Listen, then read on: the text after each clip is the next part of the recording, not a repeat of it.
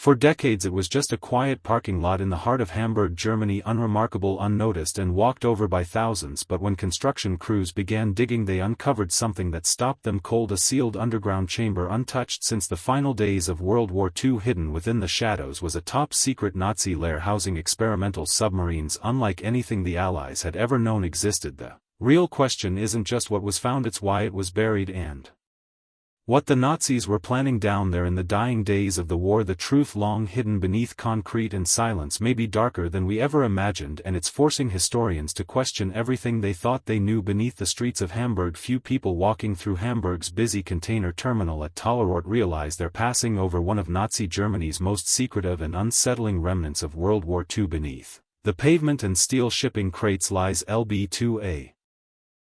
Long-buried submarine bunker constructed during the war's final years. Unlike the more well-known U-boat pens in places like Loren, Brest or Bergen, LB-2 remained largely hidden from public knowledge. Its existence was kept quiet not just during the war but for decades after. Built under the direct orders of Adolf Hitler and high-ranking naval officials, LB-2 was not just another bomb shelter for submarines. It was intended to be both a hardened fortress and an underground shipyard, a hub for constructing, repairing and launching advanced U-boat, particularly the Type 21 and Type 23 submarines. LB-2's location near Hamburg's essential port infrastructure was no accident. The facility was camouflaged and reinforced with concrete walls up to 4 m thick, enough to withstand Allied bombs that had already devastated much of the city. Above the site was equipped with overhead cranes, dry docks and service tunnels, allowing for rapid construction and turnaround of U-boat even as Germany's industrial capabilities were crumbling under constant air raids. By 1945, as the Third Reich collapsed, the facility was hastily sealed. Nazi engineers and military personnel fled or were captured, and Allied forces, overwhelmed by other post-war priorities, chose not to dismantle the site. Instead, LB-2 was buried, first under rubble, later under layers of post-war development, and finally beneath a parking area used by the Port of Hamburg. Official records on the site were sparse or intentionally destroyed. For decades most assumed it had been cleared out or rendered irrelevant. But how did this buried relic finally come to light after decades of silence? The rediscovery of a submarine graveyard. The breakthrough didn't come from advanced modern scanning or by chance.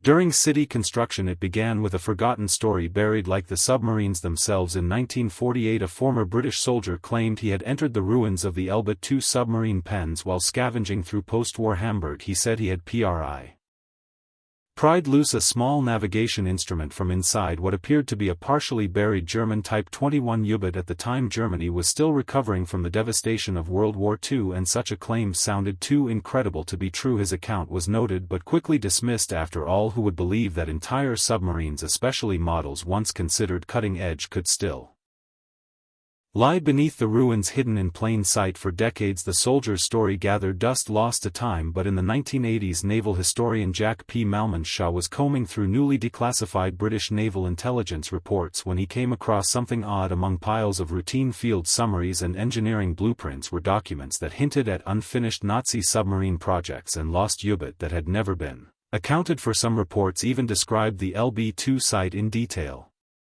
including schematic diagrams of the facility and coded entries noting sealed containment and burial of assets. Intrigued, Malmanshaw traveled to Hamburg and began investigating the area. The site, long since paved over and converted into a commercial parking lot, had undergone multiple changes over the decades. Still, the layout roughly matched the diagrams he had found using non-invasive tools like ground-penetrating radar. His team scanned the area. The data confirmed what many thought impossible.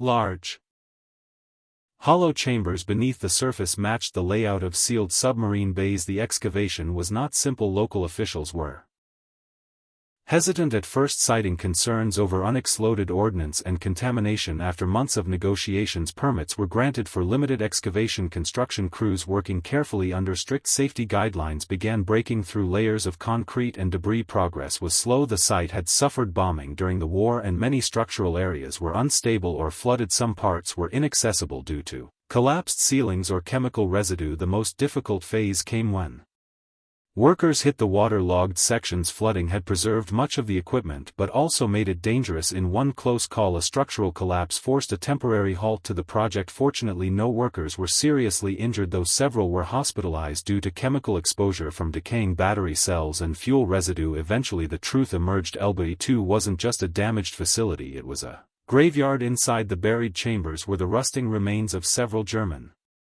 U-boat, including the elusive Type 21, a model years ahead of its time. These submarines represented the last technological gamble of the Nazi war machine. But what truly stunned experts wasn't just that they were found, it was which submarines they were. Some of the vessels matched serial numbers of U-boat previously thought to have been destroyed or captured. Their presence in Elbe 2 revealed a desperate final move by Hitler's regime: hide the most advanced weapons, not to win the war but to possibly outlive it. The Type 21, the steel remnants rusting in silence for decades beneath the Elbe 2 bunker, were eventually identified as the remains of three specific Type 21 U-boat: U-2505, U-30004 and U-3506. These submarines were part of a revolutionary naval program developed by Nazi Germany in the final years of the war. Unlike previous U-boat models, which were essentially surface vessels that could submerge briefly, the Type 21 was designed from the ground up to operate primarily underwater. It wasn't just an upgrade, it was a complete redesign that changed submarine warfare forever. The Type 21 was the first submarine truly capable of sustained underwater combat. It could remain submerged for up to 72 hours and had a maximum submerged speed of 17.2 knots, faster than many of the Allied destroyers and frigates sent to hunt it. These capabilities made most traditional anti-submarine tactics ineffective. The boat could dive faster, move more quietly and operate with greater endurance than any other submarine of its time. Had it entered service earlier in the war, it could have dramatically altered the outcome of the Battle of the Atlantic. Even Adolf Hitler recognized the significance of the Type 21 in late 1943 during one of his few remaining public appearances. He visited a U-boat design facility and was reportedly fascinated by the new technology. He declared that these submarines would rewrite the rules of naval warfare. Despite Germany's crumbling military position, Hitler diverted enormous resources into the production of the Type 21, believing it could turn the tide. Construction was fast-tracked, often at the expense of quality, and carried out in concealed or fortified locations, one of which was the Elbe 2 bunker in Hamburg. In total,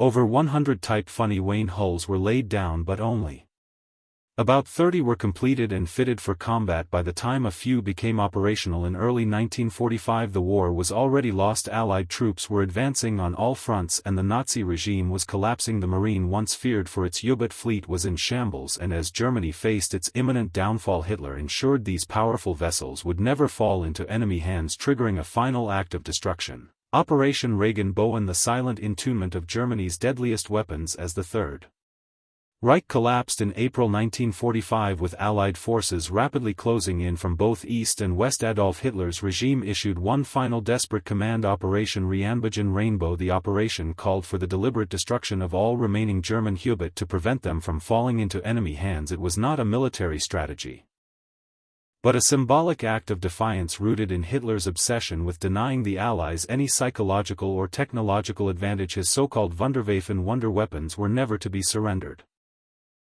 Carrying out this scorched sea policy was Grand Admiral Karl Donitz, head of the Marine and Hitler's appointed successor. As Germany's naval infrastructure disintegrated, Donitz gave the order for mass scuttling. Hundreds of U-boat across occupied Europe were to be destroyed by their own crews, scuttled in harbors, sunk at sea, or detonated in dry docks. For the men of the U-boat fleet, many of whom had spent years in deadly cat and mouse games in the Atlantic, it was a bitter end. At Elbe 2-3 advanced Type 21, U-2505, U-30004 and U-3506 were among those selected for destruction. Unlike many U-boats scuttled at sea, these three were sunk in place inside the reinforced concrete pens of the Elbe 2 facility. The decision was both practical and symbolic. The massive pens, designed to withstand Allied bombing raids, were thought to be impenetrable. Sinking the U-boat inside these hardened bunkers ensured they could not be salvaged or studied by the Allies. U-2501, another Type 21, was reportedly scuttled just outside the Elbe 2 bunker, her crew detonating charges after moving the Vessel beyond the reach of the structure's roof line, but U-2505, U-30004 and U-3506 were destroyed where they stood. German demolition teams placed explosive charges inside each submarine. When the charges were detonated, the pressure from the explosions caused the sleek steel hulls to cave in on themselves. The damage was irreversible after the German surrender in May 1945. British Royal Engineers arrived at El Beitou to assess the site, intent on disabling any remaining military infrastructure they used. Captured Luftwaffe munitions, high-yield bombs designed for aerial deployment to destroy key sections of the bunker, but their knowledge of the structure's integrity was limited. When they detonated the charges, large portions of the reinforced concrete roof collapsed inward. In a twist of fate, the very act meant to expose and neutralize the U-boat instead buried them deeper, entombing them in thousands of tons of pulverized stone and steel. The U-boat were not just destroyed, they were sealed in place. Unreachable and unseen, the ruins of Elba II became their mausoleum.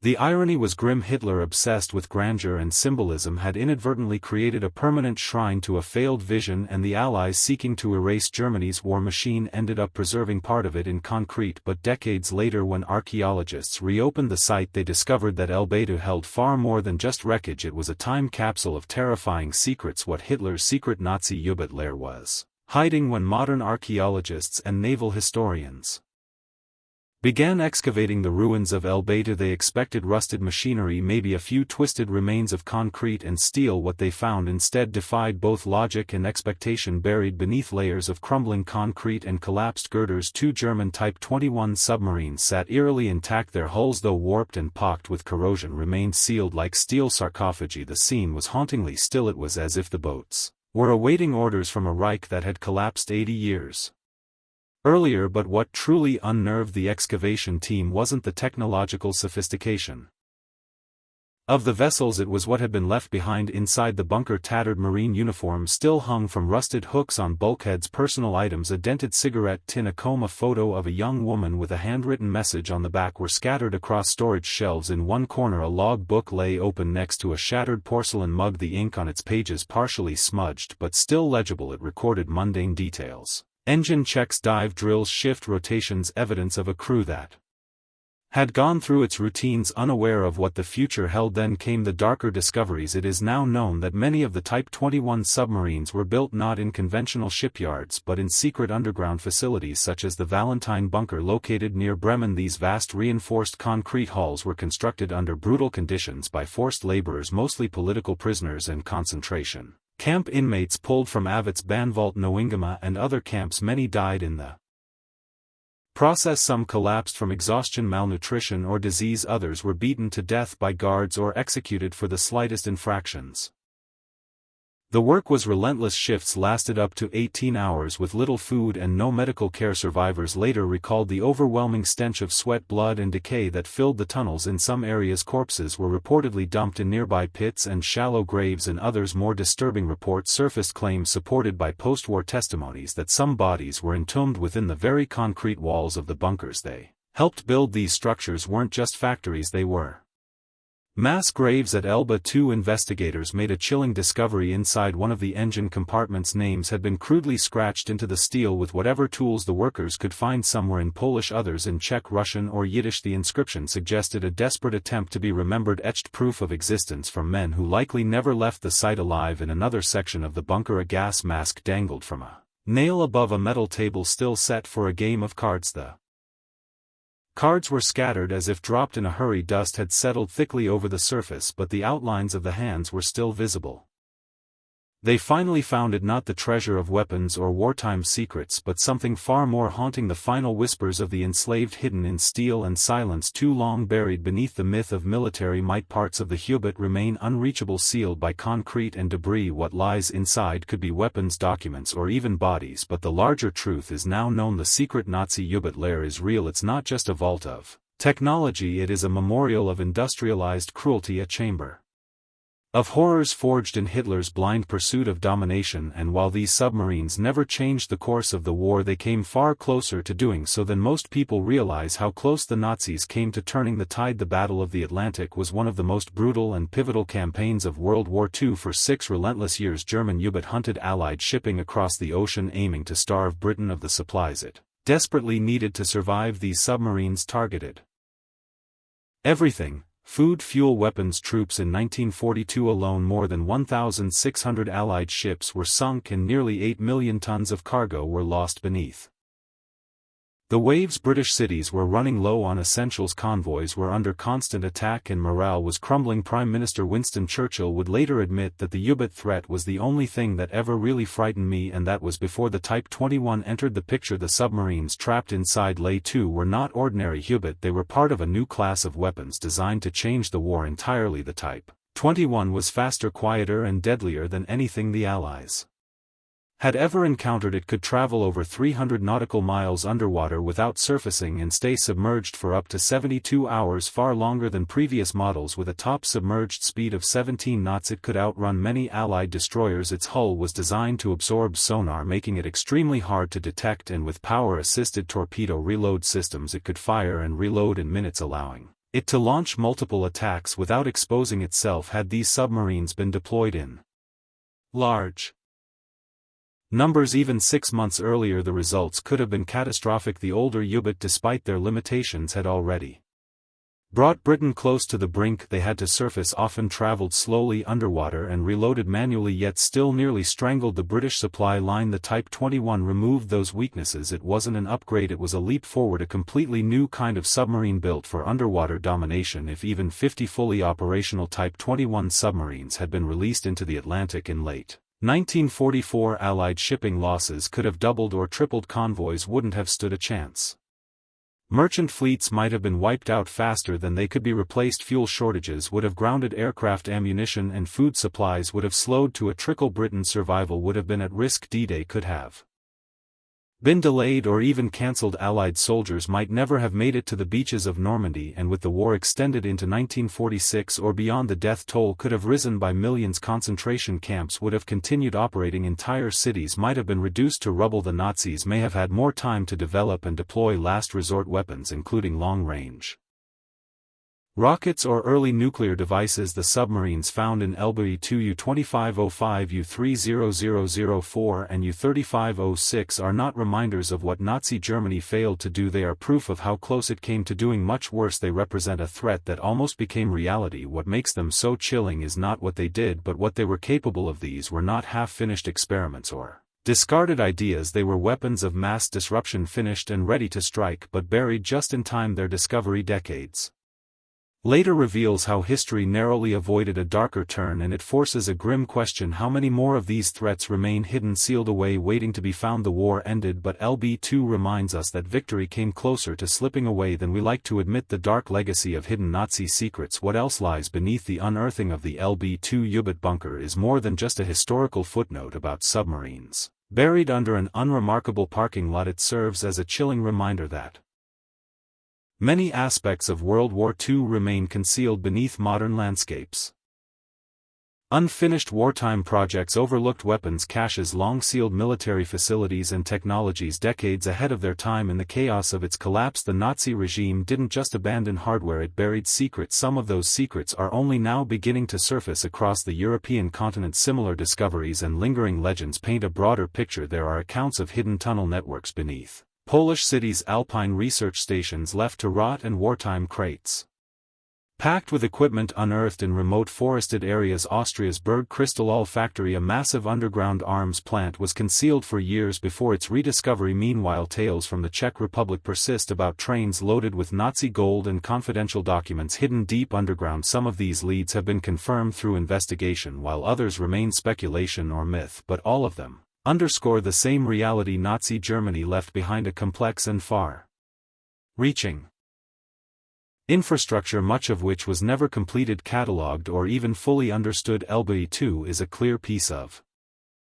that wider puzzle. It stands as one of the rare known locations where Germany's most sophisticated submarine designs were being stored in the war's final moments. Its rediscovery has prompted historians to re-examine just how close Hitler's military engineers may have come to launching gamma-entering technologies, not only in the form of U-boat but also jet-powered aircraft, intercontinental missile systems and rudimentary nuclear experimentation. Every time one of these lost sites is uncovered, it brings More than just physical hazards, buried explosives, contaminated materials and collapsing structures are only part of the risk. These spaces also carry an emotional and ethical weight. They were constructed using slave labor under brutal conditions as part of a larger genocidal machine, so the act of discovery always comes with dual questions. What did the Nazis build here, and at what human cost? The Elba II site has also reignited modern debates about just how advanced Nazi science truly was. Some use such discoveries to argue that the Third Reich had developed technologies far beyond what the Allies. In the case of LB2, the reopening of its bunker wasn't just a moment of historical curiosity, it reopened an unsettling question: if this was buried and forgotten for decades, what else still lies hidden, and why does it matter? The war itself may have ended, but the silence of its buried truths continues to echo. What do you think about this discovery? Feel free to share your thoughts in the comments section. Thank you for watching, and see you in the next section.